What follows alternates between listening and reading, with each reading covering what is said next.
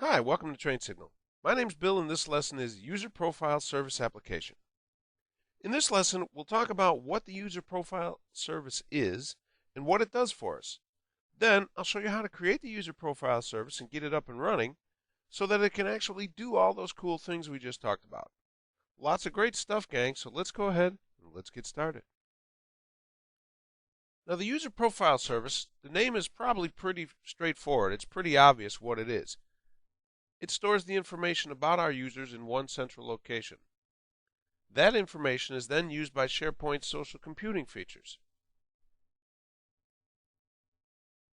User profiles. Quite simply, information about people in an organization together with social tags, documents, and other items related to that user. Profile synchronization. A reliable way to synchronize user profile information stored in the profile database and directory services. In other words, our Active Directory. The user profile service will go ahead and synchronize that information between the profile database and our Active Directory. We're going to be able to pull that information right in there from AD. Audience targeting. This is going to allow us to target content towards our users based on their jobs, what SharePoint groups they belong to, or specific properties that exist in their user profiles. The My Site host. Well, we already know all about this, don't we? It's a dedicated site for hosting My Sites. The My Site host is necessary to deploy SharePoint social features, and we already went ahead and created our My Site host site collection before, didn't we? We did this in an earlier lesson, and if you haven't watched it, go ahead and check it out. My Site. And this is simply a personal site for our users. It gives them a place that they can manage and store documents, links, information about colleagues. We had our My Tasks, which we talked about in a previous lesson. The My Site is your own personal SharePoint site. Social tags and notes. And this gives our users the ability to add social tags to documents and other SharePoint items. They can also leave notes on the profile pages of a My Site or any SharePoint page. Altogether, these features make it possible for users in our organization to share information and to stay informed about what's happening within the organization. Now, our user profile service application creates three databases to store this user profile information. Number one is our profile database. Number two is our synchronization database. And number three is our social tagging database. And we will see all of these. We're going to have to create them all when we go ahead and create our user profile service application. And this sounds like a great time to go ahead and do that. So let's get to it. All right, once more, we find ourselves back here in Central Administration, and like we have done in the last few lessons, we're going to start out by going right to Manage Service Applications. We're going to scroll down our little list here and see that we have indeed already an instance of our user profile service application. And just like we saw with the Manage Metadata Service and the Search Service application, this already exists here because we selected it when we ran the Farm Configuration Wizard. And yes, we could go ahead and use this instance of our user profile service, but we want to go ahead and create a new one. I'm going to show you how to do that. And this process is a little bit more complicated than the others we have done. We'll find that the user profile service just in general is a little bit more complex than some of the other things that we've dealt with so far. So I want to make sure that we start fresh and we're all on the same page and we get it going. So we're going to get this selected. Remember, I'm going to click out here on the row and not on the user profile service itself. Go up to my ribbon and click delete. And yes, we will delete the data associated with the service application and choose OK. And once more, this shouldn't take long, but we know what we have to say about that. It always says that, but it's not always true. So I'm going to pause here and I'll be right back. Well, that didn't take long, and even with the break, it still didn't take very long. So we're going to simply click OK and double check to make sure that our user profile service is gone, and it is indeed. So once more, up to the upper left corner, We'll scroll on down to our user profile service application, and it brings up our create new user profile service window. We need to give it a name, just like with all of our other service applications, and I will call this one GM user profile. Well, let's go ahead, let's call it GM user profile service. We have the option of creating a new application pool or using an existing one. I'll create a new one this time, and I'm going to call this one GM UPS app pool. And we will use our service account once again. Now, the database. We have not just one, but like we talked about in the slides, we have to create 1, 2, 3 databases. So we will start with our profile database. Let's get rid of that. We're going to call this one the GM profile DB. Make sure it's on the right server. Now we only have one SQL server, so there's only one place really for it to go, but we still want to make sure that it's going there. And we'll use the recommended Windows authentication. We don't have a failover database server. We'll go down to our synchronization database, and sure enough, it's selecting the right server again. So we will name this one. I'm going to rename this one. And like I told you before in previous lessons, I like to give the databases an easy to remember name, something that so when I look in that database list, I go to SQL and I look, it's real obvious what it is. Once again, the Windows authentication, it is the recommended. No failover database server. And last, the social tagging database. Again, make sure we're in the right database, and I will rename this one GM Social Database. Great. And also choose the recommended Windows authentication. Once more, no failover database server. Now, the profile synchronization instance. Select the machine in the farm on which you would like to run this process. And again, our farm is very small. We only have one server running SharePoint, and that is our GMSP-13. So, when we go to the drop-down, we don't have any other options because we don't have any other servers available. But there it is. That's what we want. Now, the My Site host URL. We need to go ahead and tell the user profile service where that My Site host is. Remember, we talked about this during the site collections. We had to create that My Site host site collection first. I mean, we obviously didn't have to because right here it has a big thing that says create new site collection. So we could have gotten to this point and said, oh, you know what? I didn't make us My Site host. We need to do it right now. But we still have to have it done before we get this user profile service up and running. So that's why I had us create it before. So let's go ahead, and if you don't remember what the URL is, we're simply going to go and find it. Get to my central admin, manage applications, my sites. There it is. The HTTP mysitesglobalmatics.com. So we'll just copy that and paste that right in there. All right. The My Site managed path. Remember this? We created this a long time ago too. We set up personal as our My Site managed path.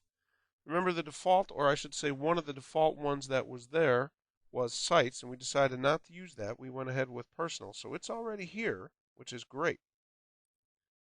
Site naming format. What this is going to do for us is if you have multiple users with the same username, you can set it to go ahead and resolve conflicts with that username. Now, at GlobalMatics here, we don't have any users with the same name, so we're simply going to leave it as do not resolve conflicts. And no, we don't want to use a proxy group. So we're going to click on Create. It looks like everything is ready to go. And we are going to create our profile service application. Please wait. And I'm going to have to sit here and wait, but you don't. I'm going to pause, and I'll be right back when it's done. And there we have it. Our user profile service application was successfully created. Awesome. All right, let's go ahead. We look down. We don't see anything. Probably need to refresh. There it is, our GM user profile service. Excellent. The first thing we need to do is check to see that our user profile synchronization service has actually started. Now, if I look over here on the right, I see that my user profile service application and the application proxy are both up and running. They've both been started. But this is not what we're looking for. We have to make sure that the user profile synchronization service is running, and that's not listed anywhere in here. So what we need to do, let's go back to central administration here. Go to application management, and under service applications, we'll see manage services on server. This is where we have to go. Let's take a click on there and look. It's almost all the way down here at the bottom. We see that our user profile service has indeed started, and that's great. The user profile synchronization service is stopped. It has not been started. We have to get this up and running before we can do anything else, before we can go ahead and bring in our user profile information from Active Directory.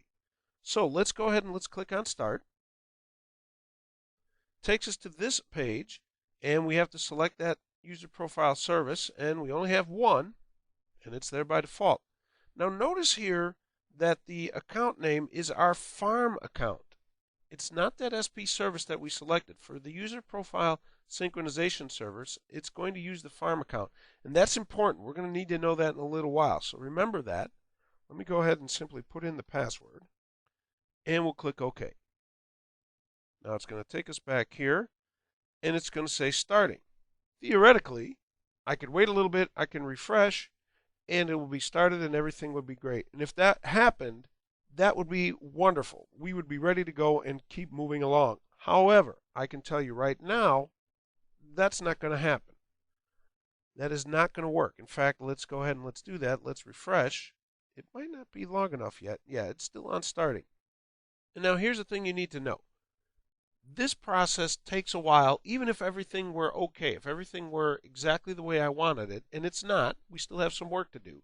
But even if this were working, it could take 5 to 10 minutes for this to actually go ahead and get up and running. So I'm going to pause here, and I'm going to come back in a few minutes, and we'll refresh again, and we'll see what happens, okay? So hang in there with me, and I'll be right back.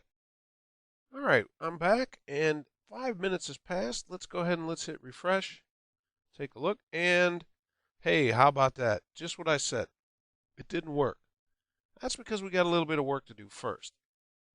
We're going to try one more thing. We're going to take a look at something else here. Let's go back to our user profile service.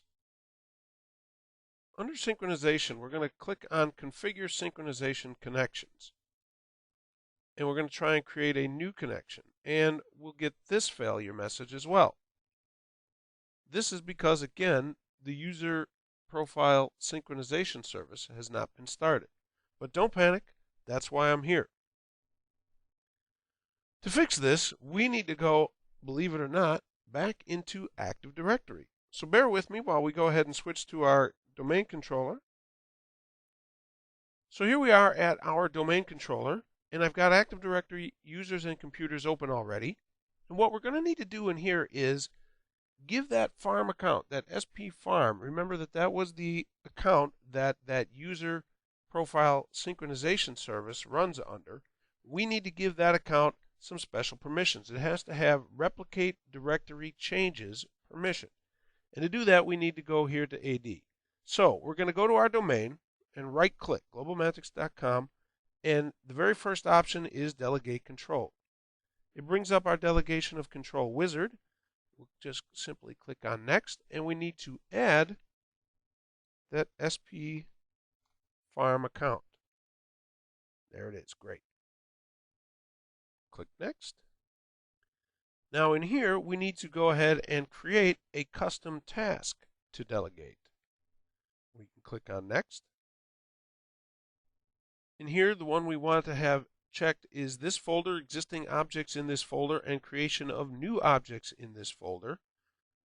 That's what was selected here by default, and that's exactly what we need. We'll choose Next. And show these permissions general. That's the one we want. That's great. And we need to scroll on down and select replicating directory changes. That's the one we need.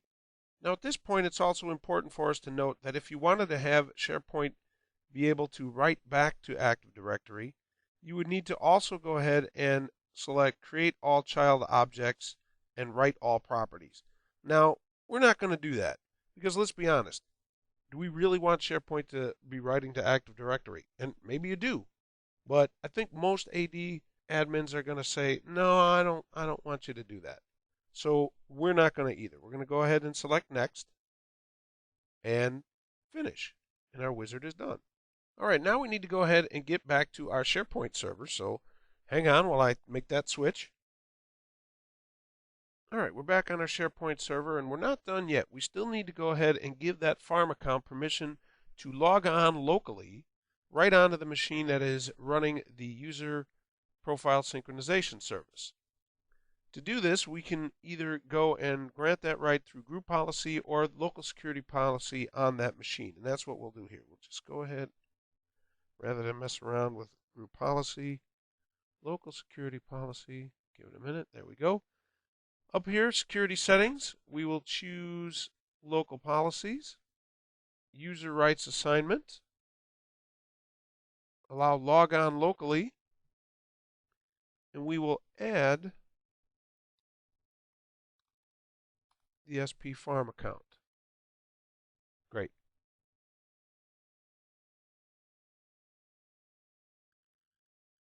And one more thing,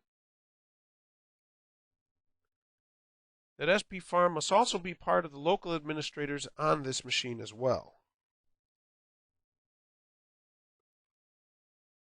There we go, administrators.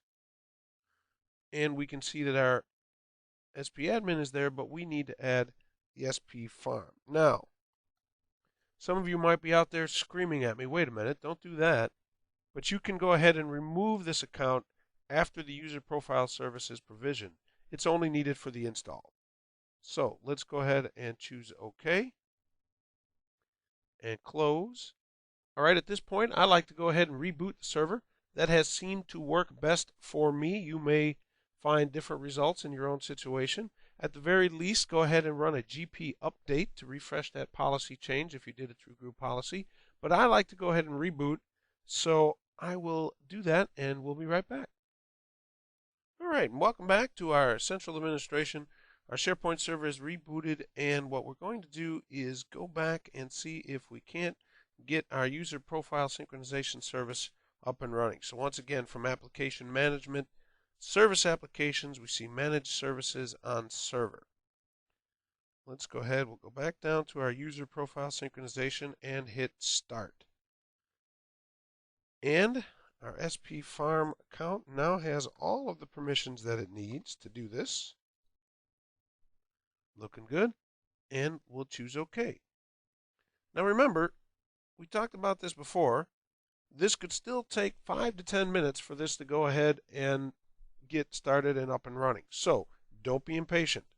And at this point, I will take a break. We'll come back in a few, and everything will be good to go. See you in a little bit. All right, and we're back.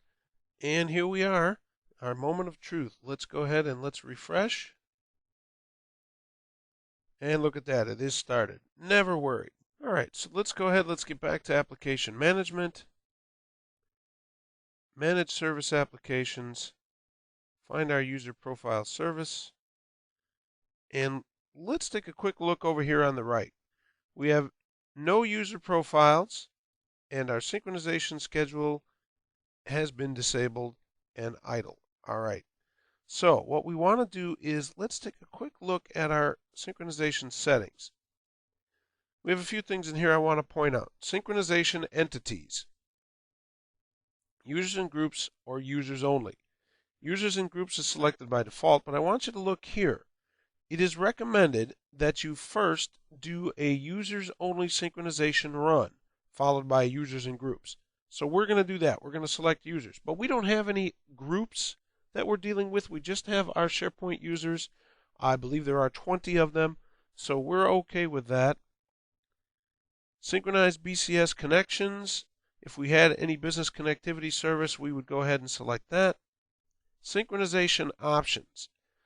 Now, we have 3 in here. Use SharePoint profile synchronization. If we wanted to go ahead and be able to write back to SharePoint, remember when we were in Active Directory, we would have had to have given that SP Farm account some additional permissions. We would need to use that.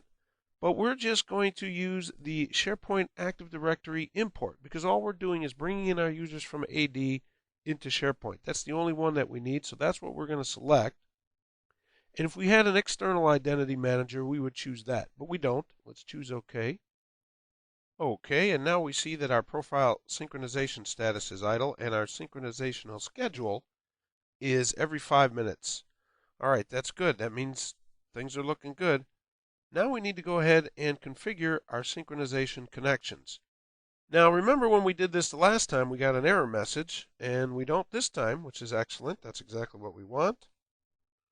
Let's give this connection a name of GMSP users. The type, Active Directory import, because we selected that before, that's the only option we have. We need to put in our FQDN, which is, of course, globalmantics.com. We're fine with the Windows authentication. The account name, now remember, this was our farm account. So this is the SP Farm. And we need to put in our password. All right, everything else, we're not using SSL. Everything else looks good. Let's populate the containers. That's a good sign that we see globalmantics. Let's expand that. Hey, it looks like Active Directory, doesn't it? The only OU we need is SP users. And actually, let's expand that. We'll see the names of everybody that we have. Those are all of our people for globalmantics who will be brought into our user profile synchronization. Awesome. Let's go ahead and choose OK. Yeah, looks good, looks good. All right, we're almost there. All right, now, the only thing we have to do is wait for the synchronization to happen. And this could take some time. Depending on how many users you have, how much information you're bringing in, it could take a long time. Now, it shouldn't take too long for us. So we're going to pause here, and I'll come back in a few minutes. All right, we're back. It has been about 7 minutes, I think, is how long I went ahead and took. And let's go up here, and now we see our number of user profiles is 20. How about that? We can refresh. Yep, nothing changed. That's a good sign. Let's go ahead and let's take a look. We'll go to Manage User Profiles, and we don't see anything, but we're going to take a look. And all I need to do is type in the letter G because it's going to give me everybody in that globalmantics group. Look at that. There it is. That, my friends, is a wonderful sign. That means everything worked. Everybody is in from Active Directory. Our user profile service is up and working. Our user profile synchronization is up and working. And we are ready now to go ahead and create my sites. But that is another lesson for another day. But for now, that's it for this lesson. Thanks for listening, and I'll see you next time.